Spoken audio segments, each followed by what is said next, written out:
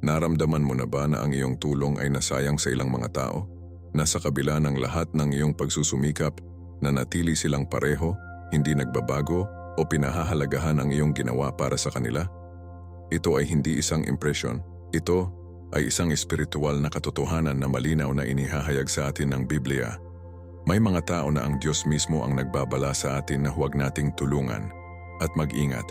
Ang pagtulong sa kanila kung minsan ay nangangahulugan ng pagsalungat sa banal na kalooban. Ang mga banal na kasulatan ay nagbibigay sa atin ng mga tiyak na babala tungkol sa mga ayaw makinig, matuto o tumalikod sa kasamaan. Mga kawikaan, mga ebanghelyo, mga sulat, saan man ipinapakita sa atin ng Diyos na may mga tao kung saan ang ating tulong ay magsisilbi lamang upang itulak pa sila sa kanilang sariling pagkawasak. Sino sila? At higit sa lahat, nagkakamali ka bang tulungan sila nang hindi mo alam? Ngayon ay mag-explore tayo sa uri ng tao na sinasabi sa atin ng Biblia na huwag tulungan. Maaaring baguhin ng mensaheng ito ang paraan ng pagtingin mo sa kabutihang loob at banal na karunungan.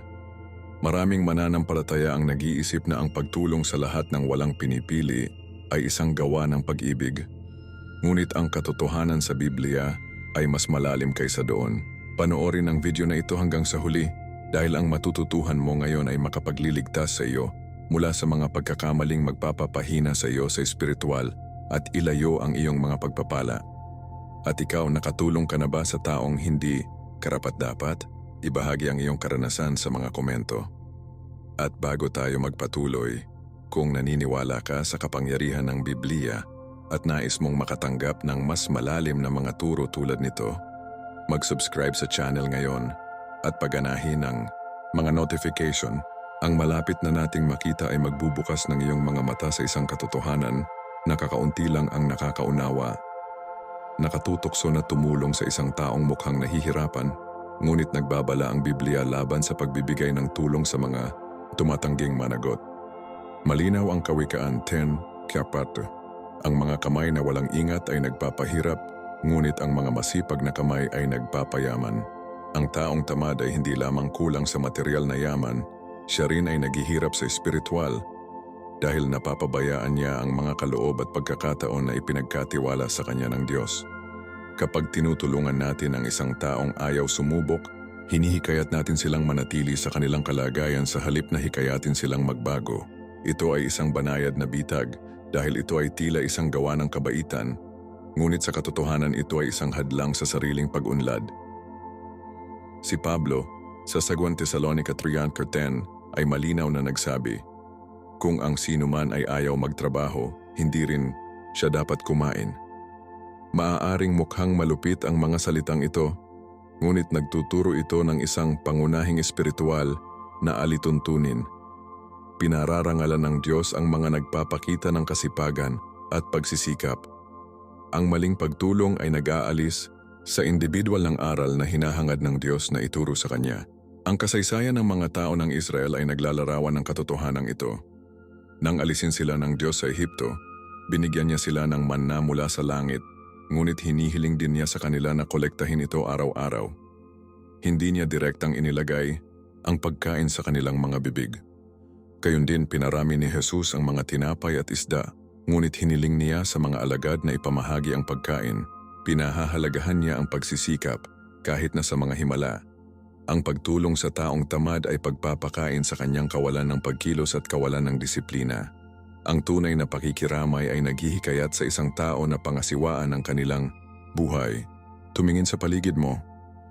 May nakilala ka na bang patuloy na nagrereklamo tungkol sa kanilang mga paghihirap, ngunit tumangging gumawa ng anumang pagsisikap na baguhin ang kanilang sitwasyon?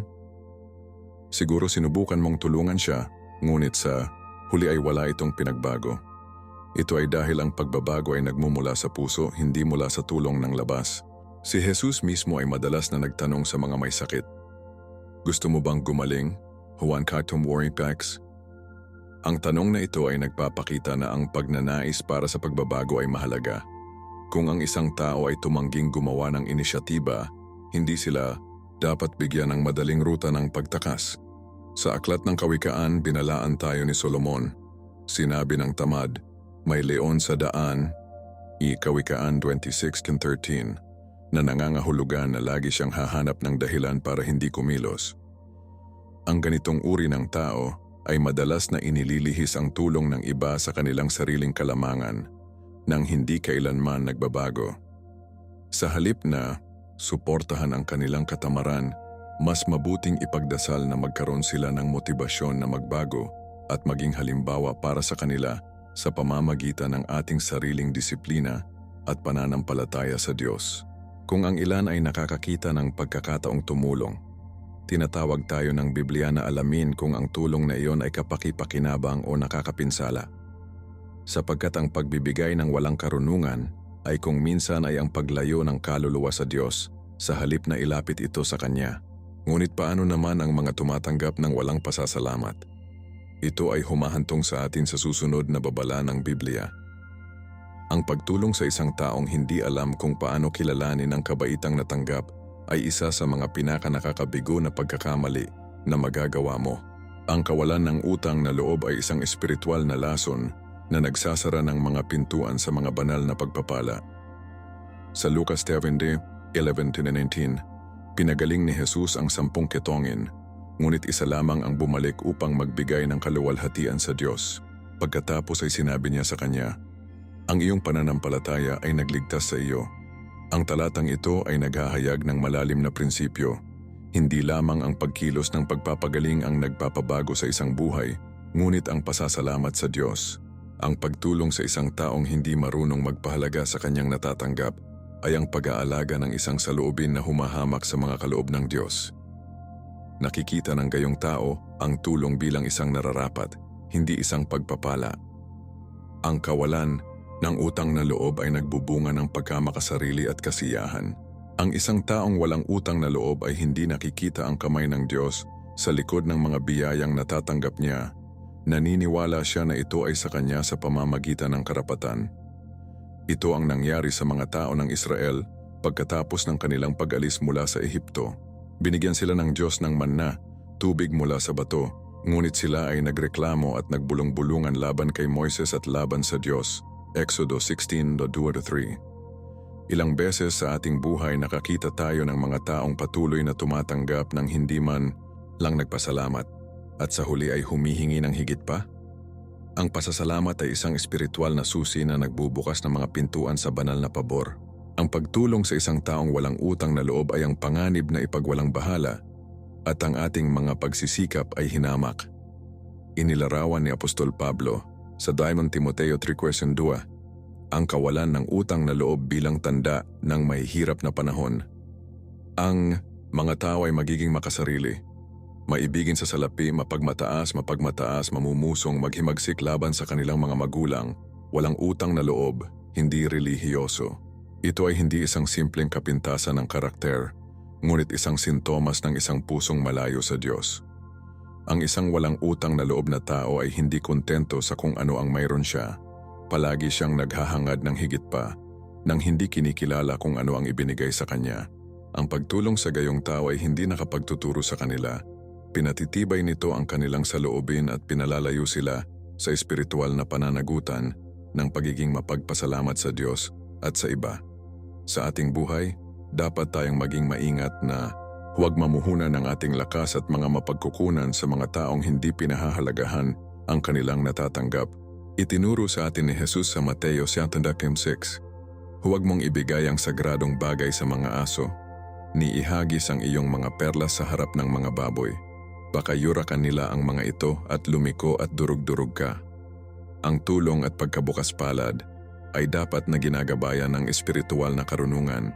Kung ang isang tao ay hindi marunong magpasalamat, madalas itong nagpapakita ng mas malalim na problema sa kanyang puso. Minsan ang pinakamahusay na paraan upang matulungan ang isang taong walang utang na loob ay ihinto ang pag-aalok sa kanila ng tulong upang maunawaan nila ang halaga ng kung ano ang mayroon sila. Kung gusto nating makitang kumilos ang Diyos, dapat nating matutunang ituro ang ating mabuting kalooban sa mga taong marunong gumamit nito ng maayos.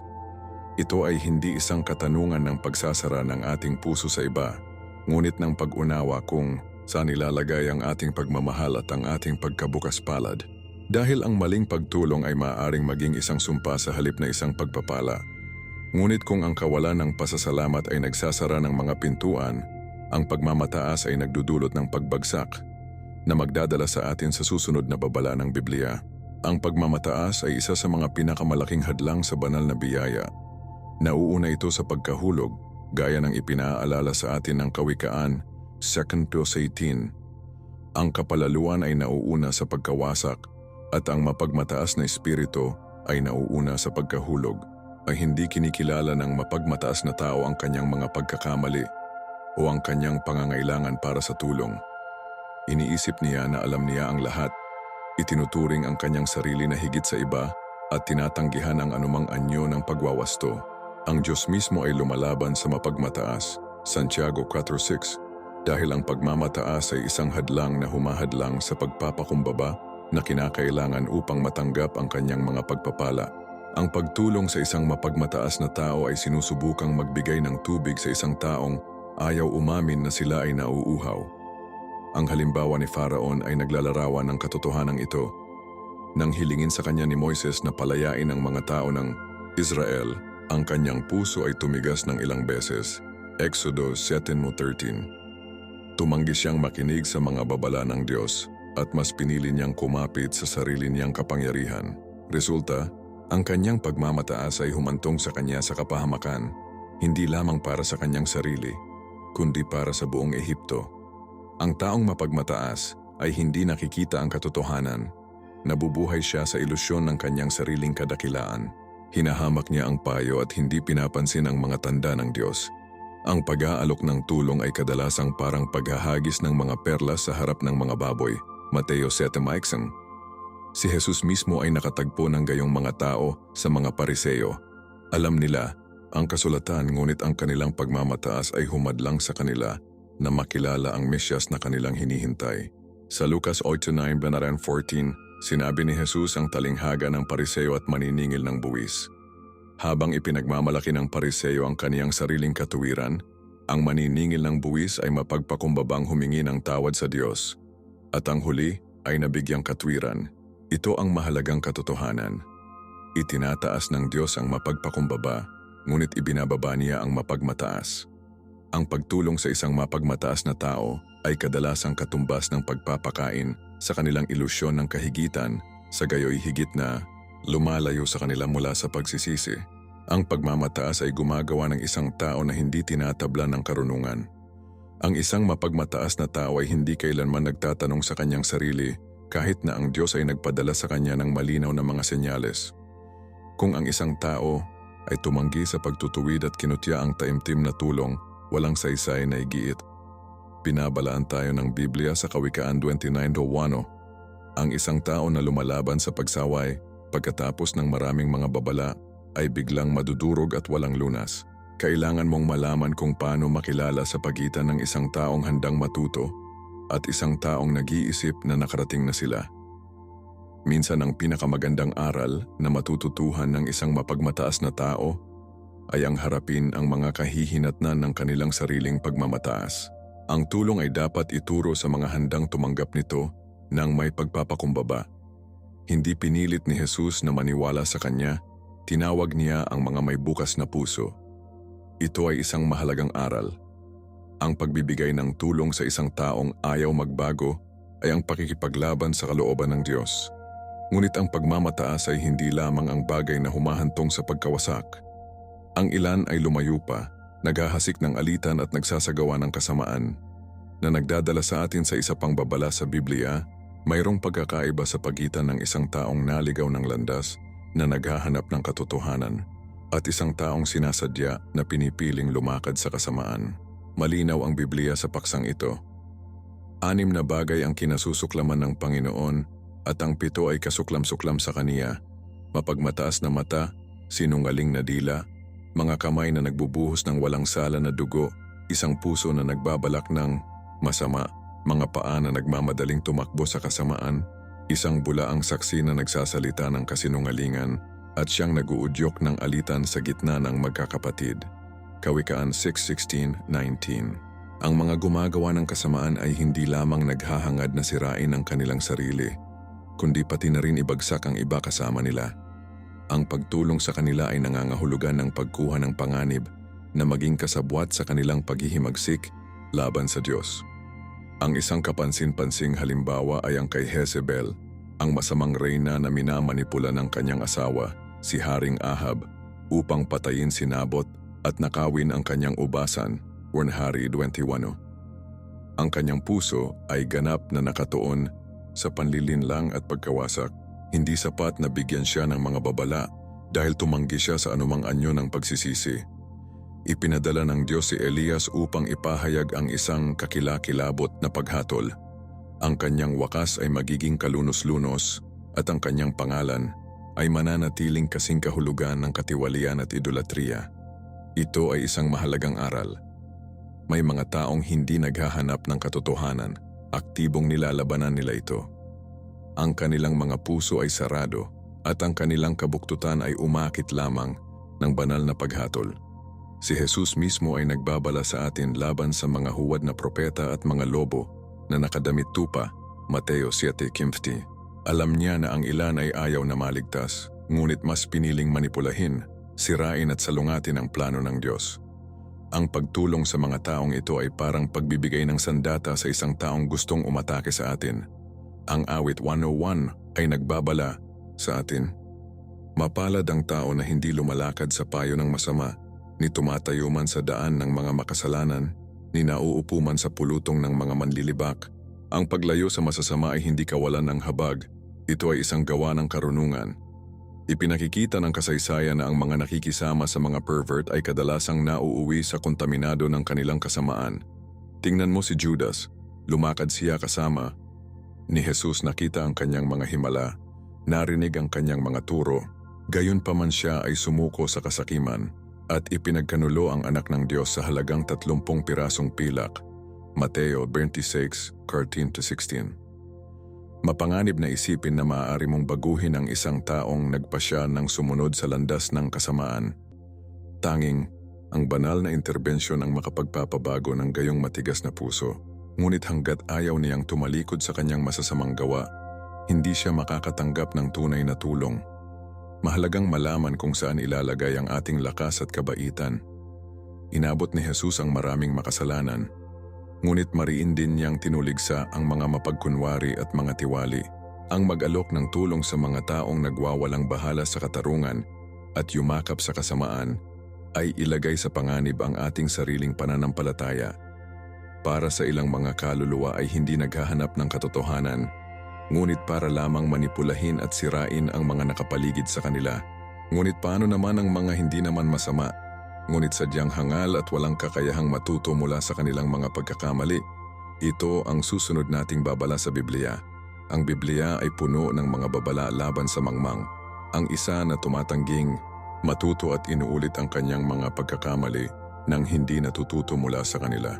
Sinasabi ng Kawikaan 26:11, kung paanong ang aso ay bumabalik sa kaniyang suka, gayon ang isang hangal ay umuulit ng kaniyang kamangmangan. Malakas ang larawang ito, ngunit mahusay nitong inilalarawan ang katangian ng isang tumatanggi sa karunungan.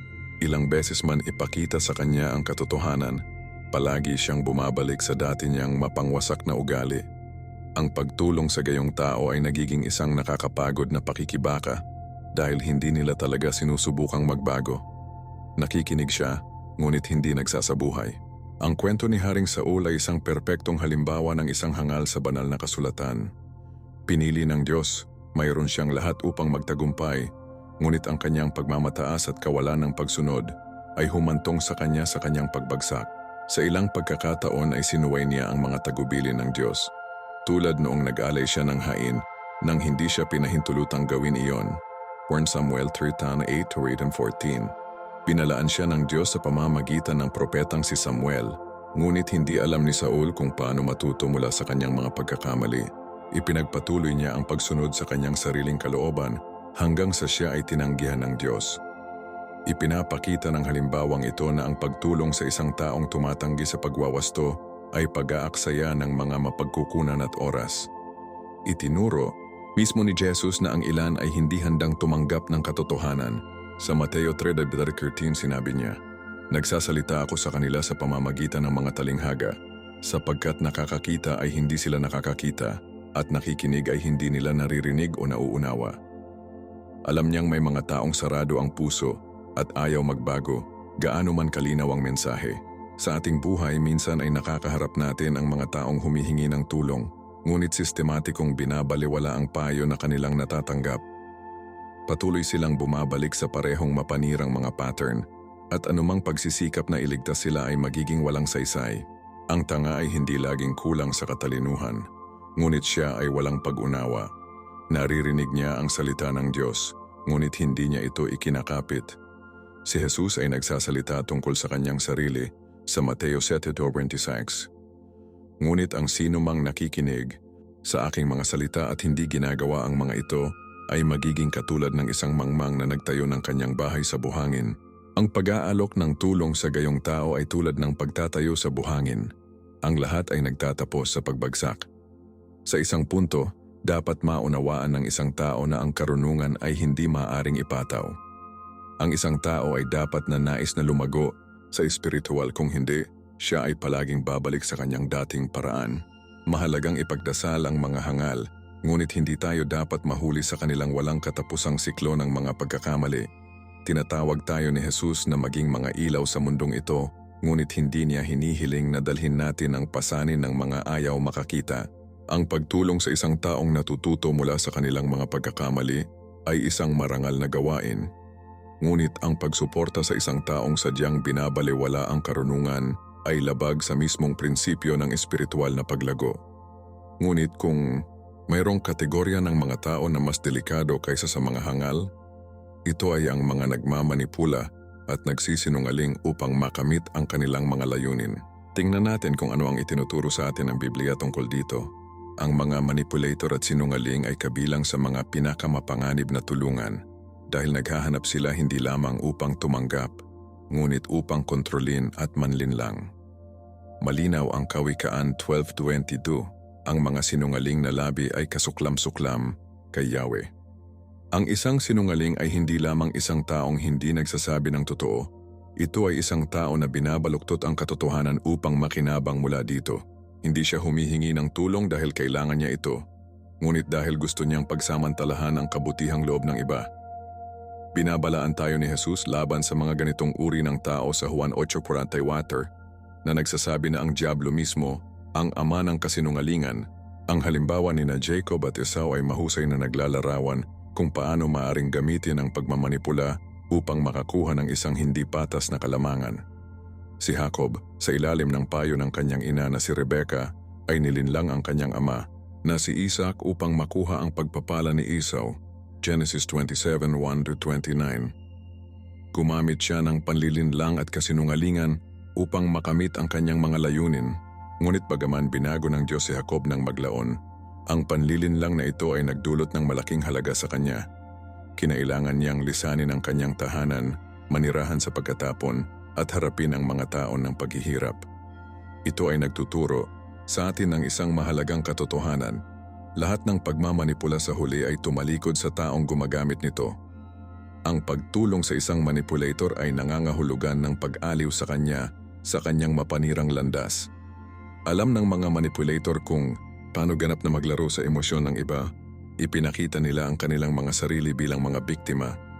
Nangangako na magbabago, ngunit palaging bumalik sa parehong mga pakana. Si Judas Iscariote ay isang perpektong halimbawa. Sa loob ng 3 taon ay lumakad siya kasama ni Jesus, ngunit lihim siyang nagtatanim ng mga personal na ambisyon. Ipinagbili niya ang guro sa halagang 30 pirasong pilak, Mateo 28:16, isang gawa ng sukdulang pagtataksil. Nais niyang manipulahin ang tadhana para sa kanyang sariling kapakanan. Marahil ay iniisip na lalaban si Jesus at magtatatag ng isang makalupang kaharian. Ngunit sa huli wala siyang minanipula kundi ang kanyang sarili, at ang kanyang kwento ay nagwakas ng malungkot. Kapag nakikitungo sa gayong mga tao, mahalagang magkaroon ng kaunawaan. Sinasabi ng Kawikaan 18:8, ang karunungan ng taong mabait ay umunawa ng kaniyang lakad. Ang tulong ay hindi dapat ibigay ng bulag. Tinuturuan tayo ni Jesus na maging maingat gaya ng mga ahas at simpleng gaya ng mga kalapati. Mateo 10:16. Dapat mong malaman kung paano makilala kapag ang isang kahilingan para sa tulong ay taos puso at kapag ito ay nagtatago ng mga makasariling intensyon. Tanging panalangin at malalim na koneksyon sa Diyos ang makapaglalantad ng katotohanan sa likod ng magagandang salita ng isang manipulator. Ang pag-abot sa mga nawawala ay isang gawa ng pananampalataya, ngunit hindi natin dapat hayaang abusuhin ng mga sinungaling ang kabutihang ibinibigay sa atin ng Diyos. Lahat ng umaasa sa kasinungalingan ay babagsak sa kalaunan dahil ang Diyos ay Diyos ng katotohanan at katarungan. Ngunit may kategoryang mas mapanganib kaysa sa mga manipulator. Yaong mga tumatangging magsisi at sinasadyang tumalikod sa Diyos. Ito ang makikita natin sa ating huling babala sa Biblia. Ang isa sa pinakamabigat na pagkakamali na maaring gawin ng isang mananampalataya ay ang pagsisikap na tulungan ang isang taong matigas ang ulo na tumatangging magsisi. Ang Biblia ay kategorya sa puntong ito. Kung kusa tayong magkasala pagkatapos na matanggap ang kaalaman ng katotohanan, wala nang natitira pang hain para sa mga kasalanan. Hebreo 10:26. Ang mga salitang ito ay malupit, ngunit nagpapakita ang mga ito ng isang hindi maiiwasang espiritual na katotohanan. Hanggat ang isang tao ay nagpapatuloy sa kanilang pagtanggi na magbago, walang tulong sa labas ang makapagliligtas sa kanila. Tinatawag ng Diyos ang lahat sa pagsisisi, ngunit hindi niya pinipilit ang sino man na tanggapin siya. Ang kwento ng Egyptian Pharaoh ay naglalarawan ng prinsipyong ito. Dinala siya ni Moises ng mensahe, himala pagkatapos ng himala, ngunit tumigas ang kanyang puso sa bawat babala. Exodo 7:11. Tumanggi siyang magpasakop sa Diyos, mas piniling panatilihin ang kanyang pagmamataas at kapangyarihan. Kapahamakan ng resulta, dumanas ng 10 salot ang Ehipto at nawalan ng panganay. Itinuturo sa atin ng kwentong ito na darating ang panahon na ang katigasan ng puso ay nagdudulot ng hindi maibabalik na paghatol. Ang pagtulong sa isang taong sadyang tumatanggi sa Diyos ay parang sinusubukang punan ang isang basag na sisidlan. Lahat ng pagsisikap ay walang kabuluhan. Nakatagpo ni Jesus ang mga ganitong uri ng tao sa buong kanyang ministeryo. Ang mga Pariseo, bagaman may kautusan at mga propeta, ay tumanggi na kilalanin ang katotohanan. Sa Mateo 23:27, sinabi niya sa kanila, "Sa aba ninyo mga eskriba at mga Fariseo, mga mapagpaimbabaw, mayroon silang kaalaman ngunit walang tapat na pagnanais na magsisi, na nagpapatunay na ang pag-alam kung ano ang tama ay hindi sapat. Kailangan mo ng pusong handang magbago." Ang problema sa mga tumatanggi sa pagsisisi ay hindi lamang nila nais na baliwalain ang Diyos, ngunit kadalasan ay hinahangad nilang akayin ang iba palayo sa katotohanan. Nagbabala si Pablo sa Daham Timoteo 3:5 na may anyo ng kabanalan, ngunit itinatanggi ang kapangyarihan yon. Ang ilan ay gumagamit ng espiritual na pananalita upang takpan ang kanilang paghihimagsik, ngunit sa kaibuturan nila ay wala silang interes na tumalikod sa kasalanan. Sa mga kasong ito, walang saysay ang paggigiit o pag-asa para sa pagbabago na hindi darating hanggang ang tao mismo ang gumagawa ng desisyong ito. Dapat nating malaman kung paano makilala sa pagitan ng mga nakikibaka laban sa kasalanan at ng mga ganap na tumatanggap nito. Ang Diyos ay laging handang magpatawad, ngunit hindi niya pinipilit ang sinuman na magsisi. Ang Mateo 10:14 ay nagbibigay sa atin ng malinaw na direksyon. Kung hindi ka nila tinanggap at tininig sa iyong mga salita, umalis ka sa bahay na ito o sa lungsod na ito at ipagpag mo ang alabok sa iyong mga paa. Hindi tayo dapat magtagal kung saan hindi tinatanggap ang Diyos. Dahil ang pagsisikap na tulungan ang isang taong sadyang tumatanggi sa katotohanan ay humahantong lamang sa espiritual na pagkahapo. Ngunit kung gayon, paano natin makikilala ang mga taong talagang tinatawag tayo ng Diyos upang abutin? At higit sa lahat, paano natin matitiyak na ang ating tulong ay naaayon sa kanyang kalooban? Ito ang ating tutuklasin pa sa natitirang bahagi ng mensaheng ito. Nakita natin ngayon na hindi tayo tinatawag ng Diyos para tulungan ang lahat ng walang pinipili. Ang ilang mga tao ay tumatanggi sa katotohanan, tumatangging magbago o nagsasamantala sa kabutihan ng iba, kaya kanino mo ibinibigay ang iyong tulong? Nahulog ka na ba sa bitag ng pagsisikap na iligtas ang isang taong ayaw na maligtas? Ibahagi ang iyong karanasan sa mga komento, dahil ang paksang ito ay nakakaapekto sa mas maraming mananampalataya kaysa sa aming iniisip. Kung ang paghahayag na ito ay naliwanagan ka, huwag kalimutan na mag-subscribe at paganahin ang mga abiso para hindi mo makaligtaan ang anumang makapangyarihang pagtuturo ng Biblia. At higit sa lahat, huwag ka pa umalis. Ang isa pang mahalagang video ay lilitaw sa screen. Makakatulong ito sa iyong palalimin ang iyong pangunawa sa banal na karunungan. I-click ito ngayon at patuloy na sumulong sa iyong pananampalataya. Ako naman, sinasabi ko sa iyo, see you very soon para sa isang bagong mensahe na magpapabago sa iyong espiritual na pananaw. Pagpalain ka ng Diyos, Marco.